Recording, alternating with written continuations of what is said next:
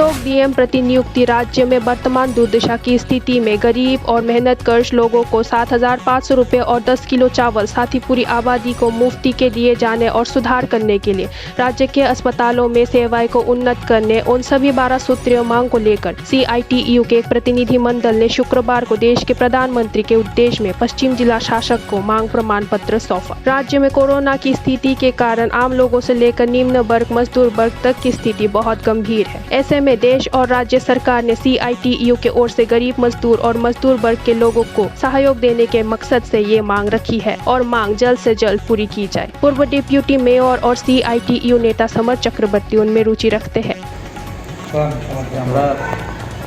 पश्चिम जिला CITUর পক্ষ থেকে মাননীয় ডিএম সাহেবের নিকট আমরা ডেপুটেশনে এসেছি। ডেপুটেশনে এইমাত্র দিয়ে আমরা আসলাম।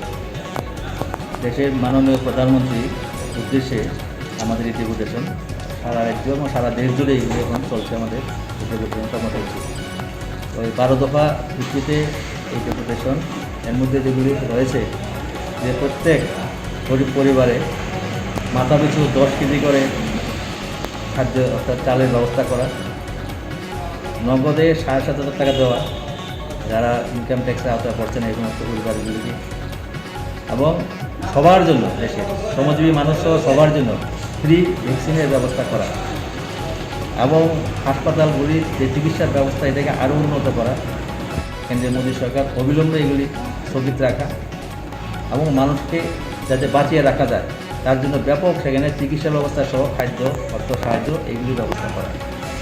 এই সমস্ত 12 দফা দাবির ভিত্তিতে আমাদের এই কর্মসূচি। আমরা মাননীয় ডিএম সাহেবকে আমরা বলেছি যে এগুলি যেন উনি পাঠিয়ে দেন যথাস্থানে, এবং উনি আমাদের সাথে সহমত পোষণ করেছেন। উনি বলেছেন এগুলো উনি পাঠিয়ে দেবেন। এই হচ্ছে আমাদের আজকের কর্মসূচি।